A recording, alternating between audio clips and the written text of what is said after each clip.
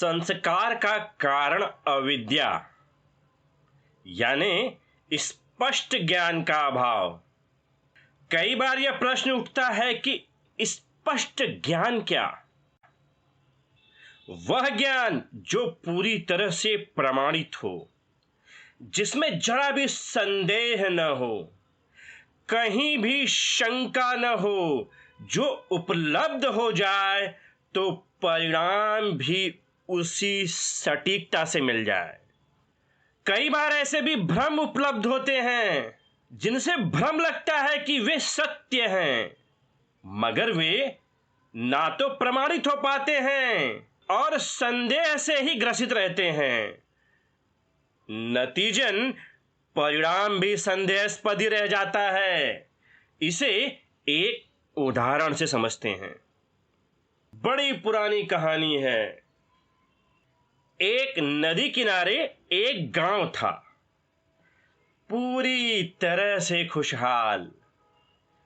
नदी की उपजाऊ मिट्टी और फसलों की सिंचाई के कारण उपलब्ध नदी का जल वर्ष भर की 2 फसलों की बुआई होती थी, जिससे पूरे गांव में अनाज की उपलब्धता थी। यही कारण था कि अन्य कई उद्योग भी विकसित हो गए थे। पूरे वर्ष नदी का जल गांव के लिए समुचित पानी की व्यवस्था उपलब्ध कराता था, जिस कारण उस गांव में सदैव खेती, पीने योग्य पानी और अन्य कार्यों के लिए जल की आवश्यकता की पूर्ति होती थी। इस कारण पालतू जानवरों के आहार की भी उपलब्धता थी, जो पर्याप्त मात्रा में थी। इन्हीं वजहों से गाय, भैंस, बकरी जैसे दुधारू जानवर भी उस गांव की संपन्नता में महत्वपूर्ण भूमिका निभाते थे। यह गांव अपनी जरूरतों के साथ साथ आस-पास के गांव के आहार संबंधी जरूरतों को यहां से पूरा किया जाता था।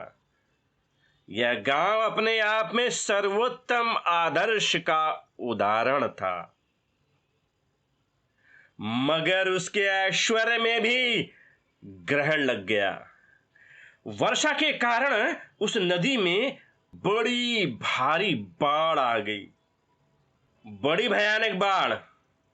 पूरे बाढ़ के पानी ने कुछ ही समय में पूरे गांव को चपेट में ले लिया। कैसे भी कर पूरे गांव वाले जान बचाकर वहां से दूर एक ऊंचाई की तरफ भागे। कुछ लोग अपना सामान निकाल पाए और कुछ अपना सामान भी नहीं निकाल पाए। गाय, भैंस, बकरियों पर भी बाढ़ ने कहर ढाया। कई लोग इन्हें बचाने में सफल रहे और कुछ असफल। कुदरत की इस विनाशक बाढ़ की कल्पना किसी ने नहीं की थी। गांव वालों ने भी कभी भी इस प्रकार का कहर नहीं देखा था। पूरा गांव सहित पूरा क्षेत्र ही इस बाढ़ के पानी में डूब गया। गांव के पुराने लोगों का भी मानना था कि इतनी महाविनाशक बाढ़ आज तक वहां पर नहीं आई थी। बाढ़ ने एक खुशहाल गांव को उजाड़ कर रख दिया। गांव वालों के सबसे बुरे दिनों की शुरुआत हो चुकी थी। यहां पर केवल उस गांव की ऐसी हालत नहीं थी, बल्कि आसपास के कई गांव, लगभग पूरा क्षेत्र ही बाढ़ की चपेट में आ चुका था। क्या करें, बर्बादी की शुरुआत तो हो चुकी थी। काफी लंबे समय तक बाढ़ रही, फिर धीरे धीरे पानी कम होने लगा। मगर वास्तविक समस्या की शुरुआत अब शुरू हुई। खाने के अनाज की भारी मात्रा में किल्लत शुरू हो गई। काफी संख्या में मवेशियों के मारे जाने की वजह से दूध की भी बड़ी भारी कमी हो गई थी। बड़ी भारी तकलीफों से गांव वालों का भी जीवन गुजरने लगा। धीरे धीरे बाढ़ का पानी और कम हुआ। गांव की जमीन दिखाई देने लगी, मगर पूरा गांव तबाह हो चुका था। पूरी फसल चौपट हो गई थी। घर खलिहान सब कुछ बर्बाद हो गया था। अब गांव वाले क्या करते, कोई चारा नहीं था। उन्होंने फिर से अपने घर की सफाई की। पूरे गांव में लगातार इस बात की चर्चा हो रही थी, आखिर बाढ़ क्यों आई। गांव वालों की पूरी तरह से दयनीय स्थिति हो गई। पूरी समस्या का विश्लेषण और इस बाढ़ की समस्या को जानने के लिए गांव वालों द्वारा एक बैठक का आयोजन किया गया। पूरे गांव वालों ने इस बैठक में हिस्सा लिया और गांव के मुखिया ने कहा, देखिए, ऐसी महाविनाशक बाढ़ ने सब कुछ बर्बाद कर दिया। अब ऐसी महाविनाशक बाढ़ का क्या कारण है? क्या कोई बता सकता है? वहां के लोग सोच ही नहीं पा रहे थे कि आखिर इसका क्या कारण है। किसी ने कुछ कहा तो किसी ने कुछ। तभी गांव के पुजारी उठे और बोले, मेरा स्पष्ट मानना है कि यह नदी माता, जो हमें वर्ष भर पीने का जल, हमारे फसलों के पानी और हमारे मवेशियों की जरूरतों की पूर्ति करती थी, यह हमसे रूठ गई हैं, नाराज हो गई हैं और इनके क्रोध के कारण हमारे गांव पर यह समस्या आई है। तो हमें इन्हें शांत करने के लिए पूजा पाठ व अनुष्ठान करने होंगे, तभी यह गांव फिर से पुराना वैभव प्राप्त कर सकेगा। अब गांव वाले भी बाढ़ के कारण को समझ नहीं पा रहे थे। अंत में सबने थक हार कर पुजारी की बात का समर्थन किया। गांव वालों की हालत पहले से बिगड़ी हुई थी, मगर कैसे भी कर पुजारी के कहे अनुसार पूरे अनुष्ठान व पूजा पाठ का आयोजन किया गया। गांव वालों की दशा तो दयनीय थी, मगर इस पूजा पाठ के चक्कर में गांव के पुजारी का भला हो गया। बड़ी मात्रा में उसे दान दक्षिणा मिली। गांव वाले भले अब भी परेशान हो, मगर पुजारी के मजे हो गए। धीरे धीरे समय बीतता गया। बाढ़ के कारण गांव में बुरे प्रभाव कम होने लगे। अगली वर्षा का समय आ गया, मगर जैसे ही भारी वर्षा शुरू हुई, फिर गांव में नदी का पानी घुसने लगा और गांव में पानी बढ़ने लगा। फिर से उसने गांव को अपनी चपेट में ले लिया। फिर गांव वाले भागे उसी ऊंचाई की तरफ। पूरा गांव फिर से पानी से डूब गया। इस साल की फिर से आई बाढ़ अपने आप में बड़ी विचित्र थी। जहां पिछली बार की बाढ़ ने पूरे क्षेत्र को अपनी चपेट में ले लिया था, वहीं इस बार केवल इसी गांव में बाढ़ आई थी। बाकी का सारा क्षेत्र कहीं पर बाढ़ नहीं आई। बड़ी अजीब परिस्थिति। जहां पर बाकी के क्षेत्र सामान्य थे, वहीं इस बार केवल उनके ही गांव में तबाही। आखिर क्या कारण है इसका? गांव वालों को कुछ समझ में नहीं आ रहा था। खैर, गांव में फिर तबाही आ चुकी थी और फिर पिछली बार की तरह छटपटाते गांव वाले। वही दुर्दैव दिन, न खाने की उपलब्धता और मवेशियों की भी दयनीय अवस्था।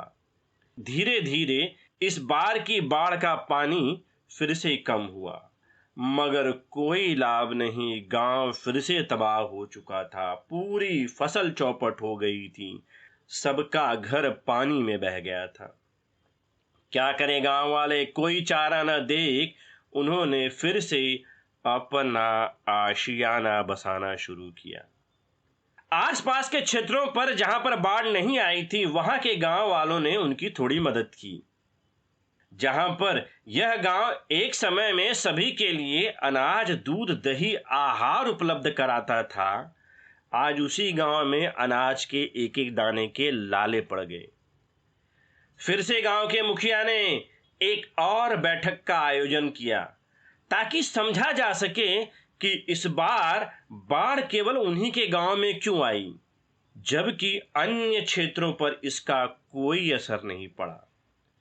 चर्चा शुरू हुई और सबका इशारा उस पुजारी की तरफ गया। मुखिया ने पुजारी से पूछा, आपने कहा था कि नदी माता रूठ गई हैं, नाराज हो गई हैं, और उसके लिए हमने वे सारे प्रयोजन किए जिसे आपने बताया था।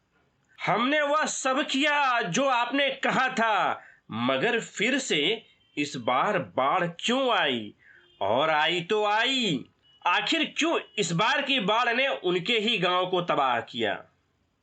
पुजारी भी इस बात से हैरान था कि जहां पर पिछली बार की बाढ़ ने समूचे पूरे क्षेत्र को तबाह किया था, वहीं पर इस बार की बाढ़ ने केवल उसके गांव को ही प्रभावित किया था।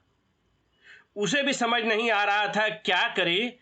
कुछ तो जवाब देना था। वह उठा और बोला, पिछली बार की बाढ़ में नदी माता समूचे क्षेत्र से नाराज थी, मगर इस बार वह अब भी हमारे गांव से नाराज है। नदी माता अभी भी हमारे गांव से क्रोधित हैं और कोप का प्रभाव अब भी बना हुआ है, जिस कारण इस बार भी बाढ़ आई। उसे समाप्त करने के लिए हमारे गांव में नदी माता का एक बड़ा मंदिर बनवाना पड़ेगा और पूरे वर्ष भर पूजा पाठ और अनुष्ठानों को पूर्ण करना होगा। जहां पर गांव वाले पिछले पूजा पाठ की वजह जानने में जुटे थे, वहीं पर पुजारी ने पूरी तरह से एक अन्य खर्चा उन्हें बता दिया।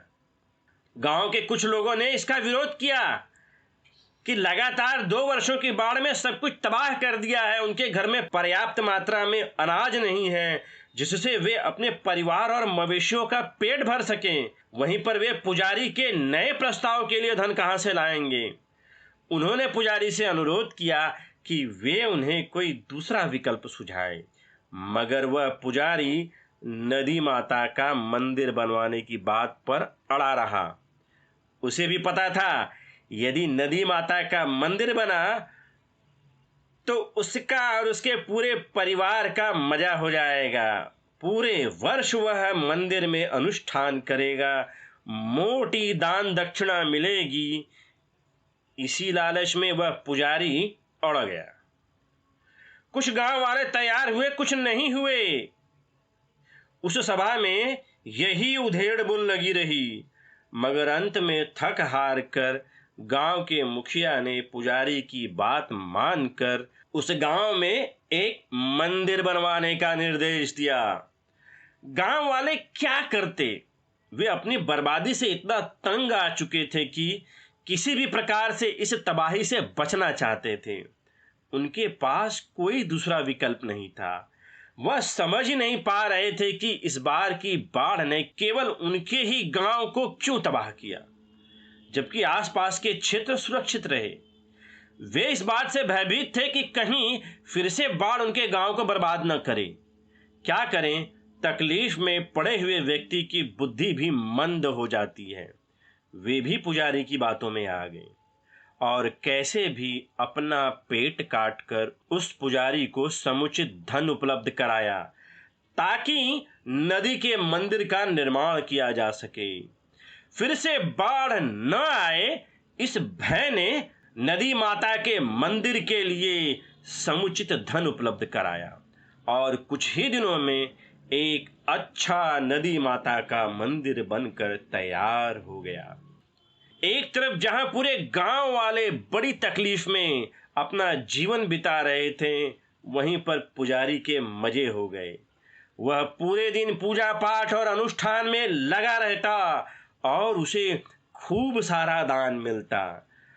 इस बाढ़ ने भले ही पूरे गांव को तबाह कर दिया, मगर उस पुजारी की मौज कर दी। रह रहकर पुजारी के अंदर भी कभी कभी संदेह होता कि उसके कहने पे गांव वालों ने इतना कुछ तो कर दिया, कहीं फिर से इस बार बाढ़ आ गई तो? नहीं, वह सोचता कि बाढ़ कोई बार बार थोड़ी ना आती है। उसके पूरे जीवन में यह पहली बार बाढ़ आई थी। ठीक है, एक बार और आ गई, मगर यह बार बार तो नहीं आएगी। खैर, दिन बीते, फिर वर्षा का समय आया और जैसे ही भारी वर्षा शुरू हुई, फिर से उस गांव में पानी भरने लगा। इतना पानी भरा उस गांव में कि गांव में फिर से बाढ़ आ गई और पूरा गांव पानी में डूब गया। फिर से इस पानी में सब कुछ बह गया। इस बाढ़ ने जहां पर फिर से इस बार फसल और घरों को चौपट किया, वहीं पर वह नदी माता के मंदिर को भी बहा ले गया। फिर भागे गांव वाले ऊंचाई की ओर, और इस बार भी हद हो गई। इस बार भी बाढ़ केवल उसी गांव में आई थी, बाकी के सभी क्षेत्र बचे रह गए। उनका सारा गुस्सा फूटा उस पुजारी पर कि गांव वालों ने वह सब कुछ किया जो पुजारी ने कहा था, नदी माता का मंदिर तक बनवाया था, मगर ये क्या, वह नदी माता का मंदिर खुद नहीं बच सका इस बाढ़ में। गांव के मुखिया ने इन सभी का कारण उस पुजारी से जानना चाहा, मगर पुजारी को तो समझ ही नहीं आ रहा था कि आखिर हर साल यह बाढ़ कैसे उसके गांव को ही तबाह कर रही थी। मगर अभी वह क्या करे। उसने ही दावा किया था कि नदी माता का मंदिर बनवाने के बाद बाढ़ नहीं आएगी। उसने पूरे साल मजे किए थे इस नदी माता के मंदिर के नाम पर, मगर जिस बाढ़ से गांव को बचाने का दावा किया था, उसी बाढ़ ने उस नदी माता के मंदिर को भी बहा दिया। वह पुजारी कुछ नहीं समझ पा रहा था। आखिर क्या जवाब दे गांव वालों को। इतनी बुरी हालत में गांव वालों ने अपना पेट काटकर वह सब कुछ दिया जो भी उसने कहा था। थक हार कर उसने गांव के मुखिया से थोड़ा समय मांगा कि वह उन्हें थोड़ा समय दे ताकि वह इन सब का सही कारण बता सके। अब गांव वाले भी क्या करते थे, बाढ़ तो आ चुकी थी, पूरा गांव फिर से तबाह हो चुका था। कम से कम वे पुजारी की बातों में न आते तो उनका काफी पैसा बच जाता जो उस नदी माता के मंदिर के निर्माण में लगा था। उनके इस तकलीफ भरे जीवन में कुछ तो राहत हो जाती थी, मगर अब कोई लाभ नहीं। बाढ़ का पानी फिर से धीरे धीरे कम होने लगा। फिर से वही तबाही का मंजर, फसल बर्बाद, मवेशी तबाह, वही गांव वालों की छटपटाती जिंदगी। अब तो उनको भी लगता था कि उनका गांव फिर से वह वैभव प्राप्त नहीं कर पाएगा जो पहले था। फिर से बाढ़ के बाद उन्होंने अपने घरों को साफ किया, कैसे भी जोड़ तोड़ कर छत बनाई। मगर लोग पुजारी से इस बात को जानने के लिए उत्सुक थे कि क्यों लगातार तीसरी बार भी बाढ़ ने उनके गांव को ही तबाह किया। गांव के मुखिया ने फिर एक सभा का आयोजन किया और यह निश्चित किया कि पुजारी इन कारणों को स्पष्ट कर सके। खैर, सभा आयोजित हुई। पुजारी वहां पर इस बार अकेला नहीं, बल्कि एक व्यक्तियों के समूह को लेकर पहुंचा, जिनमें 8 से 10 लोग थे। पुजारी इस बात को जानता था कि वह इस बार यदि कुछ भी कहेगा तो लोग उस पर विश्वास नहीं करेंगे, और कहीं नाराज गांव वालों ने उसकी पिटाई कर दी तब क्या होगा। जो उसने पिछले 2 वर्षों में मजे किए थे वह उसे भी नहीं छोड़ना चाहता था। इसीलिए उसने 8 से 10 व्यक्तियों के समूह को इस सभा में बुलाया था। ये सभी तांत्रिक थे। भरी सभा में लोग नाराज होते उससे पहले ही पुजारी उठ खड़ा हुआ और बोला, जैसा कि पिछले 3 साल से हर साल हमारे गांव में बाढ़ आती है और हर साल यह तबाही केवल हमारे ही गांव में आती है, और यह तबाही केवल इसलिए आ रही है कि नदी माता नाराज हैं। मैंने काफी प्रयास किए कि नदी माता के क्रोध को शांत कर सकें, मगर अब हमें और अधिक प्रयास की आवश्यकता है, और इसके लिए तंत्र क्रिया के अनुष्ठान करवाने होंगे। और उसने तांत्रिक समूह के सरदार की तरफ इशारा किया कि अब वे ही आगे का मार्ग बताएंगे। गांव वाले उस पुजारी से उसके पुराने दावे का उससे स्पष्टीकरण मांगते, उससे पहले ही पुजारी ने नए समीकरण उपस्थित कर दिए और उन तांत्रिक क्रिया करने वाले समूह का सरदार उठा और बोला, पुजारी सही कह रहे हैं, नदी माता का प्रकोप शांत करना इतना सरल नहीं है। नदी माता बेहद क्रोधित है गांव वालों पर। केवल पूजा पाठ से नहीं चलेगा, पूरा तांत्रिक अनुष्ठान करवाना होगा, तभी नदी माता शांत होगी। नहीं तो यह बाढ़ हर साल गांव वालों को बर्बाद करता रहेगा। कुछ गांव वालों ने फिर से इस नए प्रस्ताव का विरोध किया, मगर क्या करें, जब भय अपने प्रभुत्व में रहता है तब वह बुद्धि को हर लेता है। गांव वाले फिर से उस पुजारी और तांत्रिक की बातों में आ गए। गांव के मुखिया का भी दिमाग काम नहीं कर रहा था। आखिर समस्या ही बड़ी विचित्र थी कि हर साल बाढ़ आ रही है और केवल उसी गांव को तबाह कर रही है, बाकी का क्षेत्र सुरक्षित। यह घटना उस पुजारी के बातों का समर्थन कर रही थी कि जरूर नदी माता का प्रकोप गांव पर था। मगर अब तो तांत्रिक भी वही बात कह रहा था और अंत में सभा की सहमति लेकर गांव के मुखिया ने तांत्रिक के सरदार से कहा कि वह किस प्रकार से इस तंत्र अनुष्ठान का आयोजन कराएगा। इस पर तांत्रिक सरदार ने कहा कि वह तांत्रिक क्रिया का आयोजन पूरे वर्ष करेगा और इसके साथ ही साथ पूजा का भी आयोजन वह पुजारी करेगा। तंत्र क्रियाएं तांत्रिकों द्वारा की जाएंगी, उससे जुड़ी सभी सुविधाओं का ख्याल गांव वालों को करना होगा। सभी तांत्रिकों को भोजन के रूप में प्रतिदिन एक जानवर की बलि देनी होगी, तभी यह प्रक्रिया अच्छी तरह से संपन्न हो सकेगी।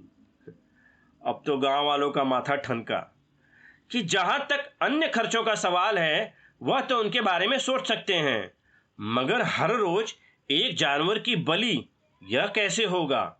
इस तरह से तो सारे गांव के जानवर मारे जाएंगे, यह कैसे संभव है? मगर तांत्रिकों के सरदार ने कहा कि नदी माता का क्रोध तीव्र है, यदि रोज एक जानवर की बलि दी जाएगी तभी नदी माता का क्रोध शांत होगा। फिर वही विकट स्थिति। लोग लगातार आती हुई बाढ़ से इतना भयभीत हो चुके थे कि गांव वाले कुछ भी मानने को तैयार थे। गांव वालों ने उस पुजारी और तांत्रिक के इस प्रस्ताव को भी स्वीकार कर लिया। अब फिर से वह पुजारी तो मजे कर ही रहा था, इस बार तो इन तांत्रिकों के झुंड की ही मौज हो गई।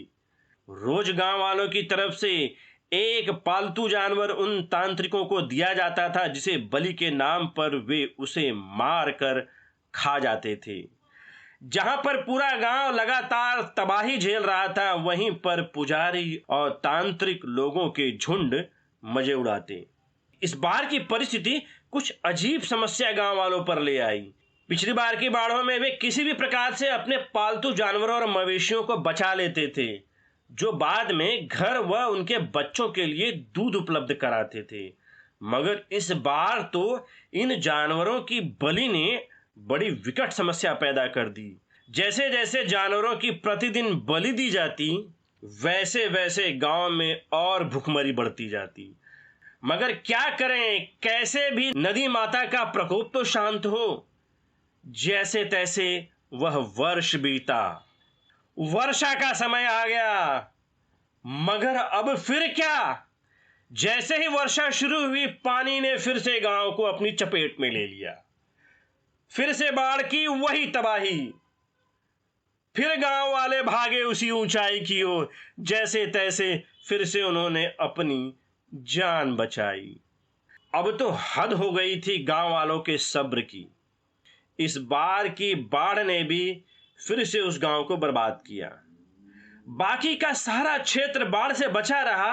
गांव वाले समझ ही नहीं पा रहे थे, हर साल वर्षा के समय बाढ़ आती है और हर बार उन्हीं लोगों के गांव में केवल बाढ़ आती है, बाकी का क्षेत्र सुरक्षित।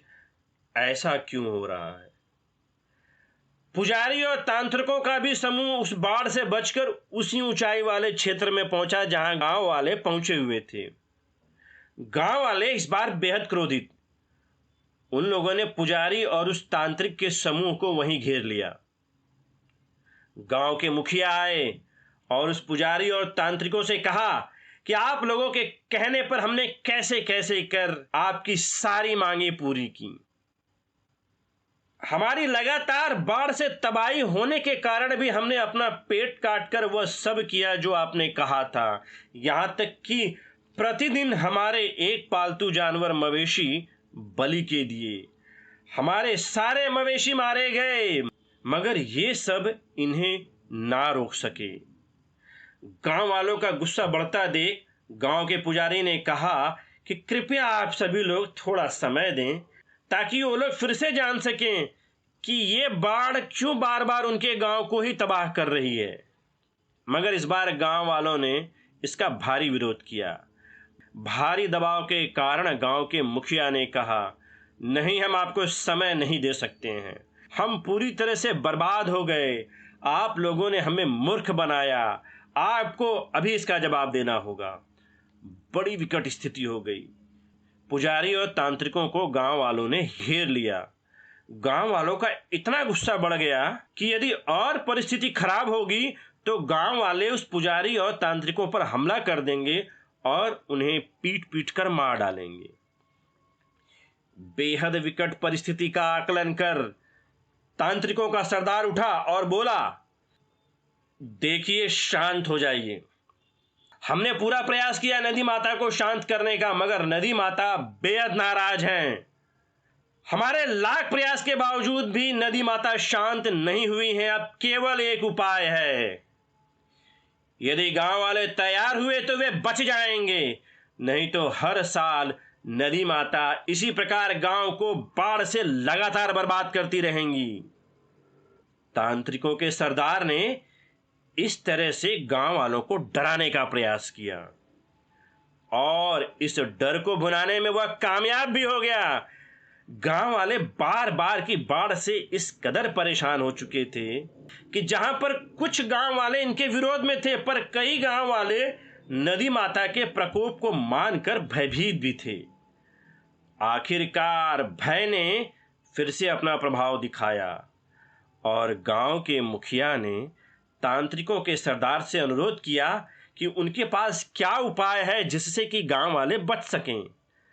परिस्थिति को भांपकर तांत्रिकों के सरदार ने कहा कि नदी माता के प्रकोप से बचने का केवल एक उपाय है और वह है नरबलि, यानी नदी माता को प्रसन्न करने के लिए किसी मानव की हत्या कर उसकी बलि देनी होगी। यह सुनते ही गांव वालों का माथा ही घूम गया। गांव के मुखिया ने कहा, यह क्या पागलपन है? कहां से लाए मानव को कौन देगा अपनी बलि? तांत्रिकों के सरदार ने कहा, यही एकमात्र उपाय है कि किसी मानव की बलि देनी होगी, नहीं तो नदी माता हर साल अपना प्रकोप दिखाती रहेंगी। यदि वे इस बलि को दे सकते हैं तो ठीक है, अन्यथा कुछ भी नहीं हो सकता और वह फिर से बाढ़ की बर्बादी के लिए तैयार रहें। गांव वालों की परिस्थिति पूरी तरह से बदल चुकी थी। भय से भरे हुए लोग कुछ भी कर सकते हैं। गांव वाले बाढ़ से इतना त्रस्त हो चुके थे कि उन्हें कुछ भी समझ में नहीं आ रहा था। खैर, धीरे धीरे बाढ़ का पानी कम हुआ और फिर से उस बाढ़ ने गांव वालों के घर और खेतों को तबाह कर दिया था। गांव वालों का धैर्य इस बार जवाब दे गया था। वे पूरी तरह से हताश निराश हो चुके थे। अब तो इस तबाही ने पूरी तरह से उनके परिवारों का विनाश भी कर दिया था और वे अपने घरों को फिर से बनाएं, अब उसकी हिम्मत भी ना रही। तभी उस गांव में एक मशहूर व्यापारी ढेर सारा अनाज और राहत का सामान लेकर पहुंचा। ढेर सारा अनाज और घर बनाने के संसाधन देखकर गांव वालों की खुशी का ठिकाना न रहा। गांव के मुखिया उस व्यापारी के पास पहुंचे और व्यापारी से इस सहायता का कारण जानना चाहा। व्यापारी ने मुखिया से कहा कि मैंने आपके गांव में लगातार हर वर्ष आती हुई बाढ़ के बारे में सुना है और आप लोगों की तकलीफ भी मुझे ज्ञात है। इस बार आप लोगों की तकलीफ मुझसे देखी नहीं गई, तो इसीलिए मैं आप लोगों की सहायता के लिए आया हूं। गांव वालों और मुखिया के लिए यह डूबते से तिनके के सहारे से कम न था। व्यापारी के इस सहयोग ने पूरे गांव में फिर से एक बार उम्मीद की किरण पैदा की और उस गांव को सुधारने में मदद की। राहत सामग्री समाप्त हो जाने के बाद उस गांव के मुखिया से व्यापारी ने वादा किया कि वह अगले हफ्ते वह पुनः और राहत सामग्री लेकर आएगा, और इस प्रकार वह व्यापारी पुनः आने का वादा कर चला गया। व्यापारी की इस मदद ने गांव वालों में एक उम्मीद जगाई, जिससे वे फिर से गांव को संवारने के प्रयास में लग गए।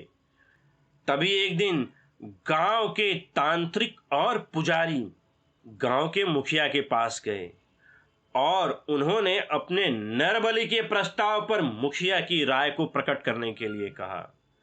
मुखिया के समझ में कुछ नहीं आ रहा था। उसने उसी शाम को फिर से गांव वालों की सभा बुलाई। गांव वाले शाम को फिर से उपस्थित हुए। सभी लोगों के बीच तांत्रिकों का सरदार बोला, देखिए, जैसा मैंने आप लोगों को कहा था कि नदी माता का प्रकोप बेहद प्रचंड है। यदि नरबलि न दी गई तो उस गांव में फिर से बाढ़ आएगी। फिर से गांव में बाढ़ आएगी। यह बात सुनकर गांव वाले भयभीत हो जाते। गांव वाले भी इस कदर तक परेशान हो चुके थे कि वे तांत्रिकों की इस मांग पर तो कुछ न कहते, मगर नरबलि देगा कौन? सभी को अपना जीवन प्यारा है। सभी लोगों की राय जान गांव के मुखिया ने तांत्रिकों के सरदार से कहा, जहां तक नदी माता के प्रकोप का प्रश्न है, वे इसके लिए गंभीर हैं, मगर नरबलि किसकी दें, यह हमारे लिए संभव नहीं है। तभी तांत्रिकों के सरदार ने कहा, यदि नरबलि के लिए गांव के बाहर किसी व्यक्ति की व्यवस्था कर दी जाए तो क्या यह ठीक होगा? गांव के मुखिया ने कहा, यह कौन है? तभी तांत्रिकों के सरदार ने कहा, मैंने इसकी व्यवस्था कर ली है। अगले कुछ दिनों में व्यापारी गांव में राहत सामग्री लेकर आ रहा है। तभी वे और उसके साथी उस व्यापारी को पकड़कर उसकी बलि दे देंगे और नदी माता का प्रकोप शांत हो जाएगा। बड़ा अजीब प्रस्ताव था। गांव वाले और मुखिया हैरान हो गए कि जिस व्यापारी ने इस मुसीबत में उनकी मदद की, उसी की बलि हो, यह कैसे संभव है? मगर क्या करे, बाढ़ के भय के आगोश में समाये थे गांव वाले। एक तरफ नदी माता के प्रकोप का भय और दूसरी तरफ व्यापारी की जान। एक बार फिर भय ने अपना प्रभाव दिया। गांव के मुखिया ने व्यापारी के बलि की स्वीकृति दे दी। अगले हफ्ते फिर व्यापारी राहत सामग्री लेकर पहुंचा। जैसे ही वह गांव में पहुंचा, तांत्रिकों के समूहों ने उस पर हमला कर उसे एक पेड़ से बांध दिया और उसकी बलि की तैयारी करने लगे। व्यापारी कुछ समझ ही नहीं पाया कि क्या हो गया। जैसे जैसे समय बीता, बलि का समय आया और तांत्रिकों का समूह व्यापारी की हत्या के लिए आगे बढ़ा। तभी मुखिया चिल्लाया, रुक जाओ, हमें किसी की बलि नहीं देनी है। वह व्यापारी के पास आया, उसे रस्सियों से मुक्त कर उसके पैरों पर गिर पड़ा। मुखिया रोते रोते उस व्यापारी को पूरा घटनाक्रम सुनाया। व्यापारी ने कहा, यदि उसकी बलि से गांव में बाढ़ नहीं आएगी तो उसे अपनी बलि देने में भी कोई आपत्ति नहीं है। गांव वाले और मुखिया बोले, अब उन्हें कोई भय नहीं है। हर साल बाढ़ आए तो आए, अब वे ऐसे किसी कर्मकांड को बढ़ावा नहीं देंगे। गांव वालों और मुखिया का भय जा चुका था। गांव वालों के मुखिया ने पुजारी और तांत्रिकों को उसी पल गांव छोड़ने का आदेश दिया और अगर वे लोग अपनी जान की खैर चाहते हैं तो अभी तुरंत इस गांव को वे छोड़कर चले जाएं। व्यापारी को गांव वालों और मुखिया से इस कदर हमदर्दी हो गई कि ऐसी विकट परिस्थिति में गांव वालों ने अपने लगातार तकलीफों की चिंता न करते हुए उस व्यापारी के जान को महत्व दिया। अब उसने भी ठान लिया कि आखिर गांव में आने वाली हर वर्ष की बाढ़ का कारण क्या है। उसने इसे जानने के लिए कई विशेषज्ञों को बुलाया और काफी परिश्रम के बाद व्यापारी और विशेषज्ञों को पता चला कि उनके गांव में हर वर्ष की बाढ़ का कारण कोई नदी माता का प्रकोप नहीं, बल्कि पहले वर्ष की बाढ़ में नदी के किनारे भारी मात्रा में मिट्टी का कटाव हो गया था, जिस कारण वर्षा के दिनों में नदी में थोड़ा भी पानी बढ़ता था तो पानी सीधा गांव में पहुंचता और बाढ़ आ जाती।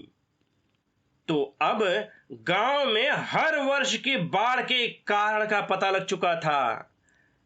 अब जब कारण ज्ञात हो जाता है तो रास्ते अपने आप ही खुल जाते हैं। विशेषज्ञों ने व्यापारी को सलाह दी कि यदि बोरियों में मिट्टी भरकर नदी के कटाव वाली जगह पर रख दी जाए तो नदी फिर से पुराने रास्ते से बहेगी और इस तरह से गांव बाढ़ से बच जाएगा। फिर क्या, व्यापारी ने ढेर सारी बोरियों का इंतजाम किया। पूरे गांव वाले मिलकर कुछ ही हफ्तों की कड़ी मेहनत से बोरियों में मिट्टियां भरकर नदी के कटाव वाली जगह पर रख दिए। धीरे धीरे पूरी नदी की कटाव का हिस्सा कुछ ही दिनों में मिट्टी की बोरियों से पट गया।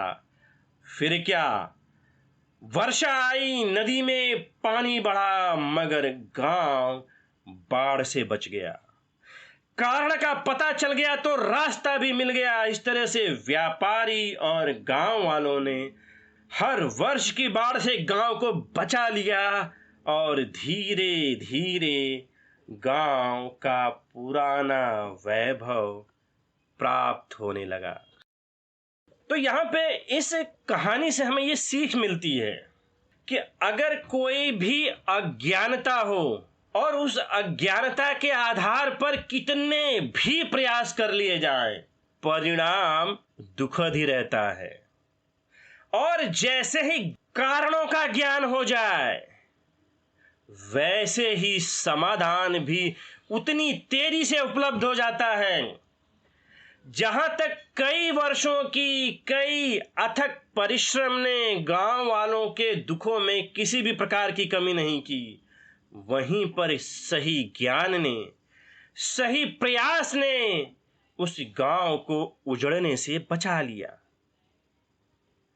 तो यह अज्ञानता ही है जो हमारे सारे प्रयासों पर पानी फेर देती है। अगर दिशा ही गलत हुई तो कभी भी व्यक्ति सही तरीके से सही स्थान पर नहीं पहुंच सकता, चाहे वो इसके लिए लाख प्रयास कर ले।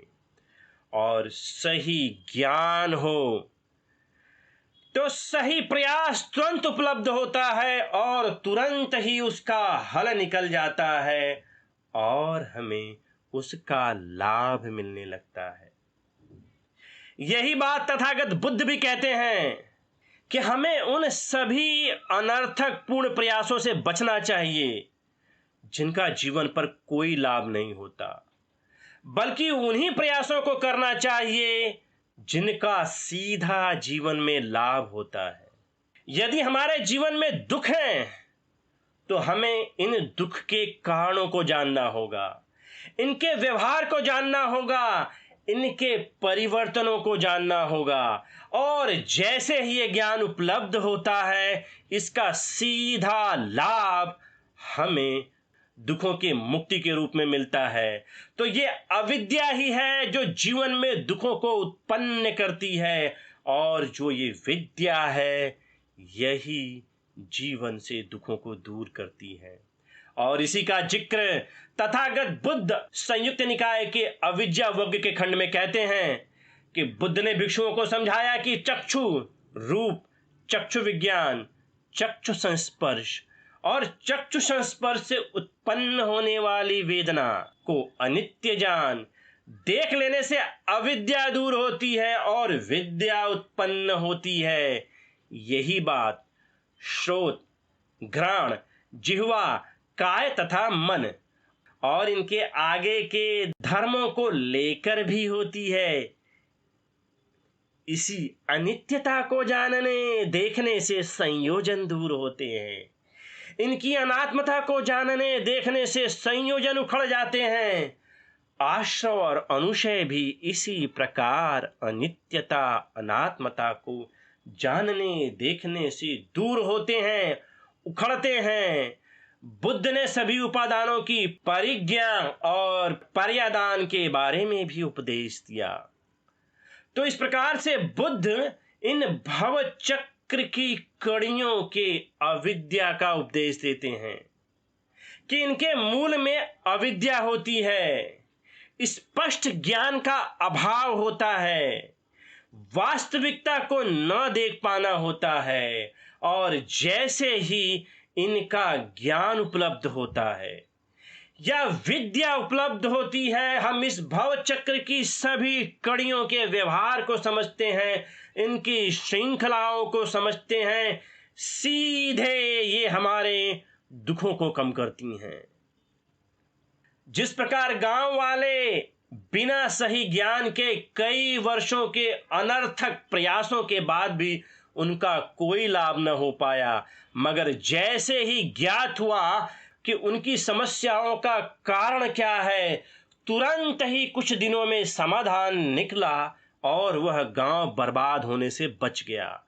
ठीक इसी प्रकार तथागत बुद्ध के संदेश स्पष्ट हैं, जिनका ज्ञान सीधे सीधे जीवन के दुखों को कम करता है और ये अविद्या ही है जिसके नाश से ये संभव हो पाता है। तो इसी अविद्या के अन्य विश्लेषणों का फिर से इसको जानेंगे। धन्यवाद।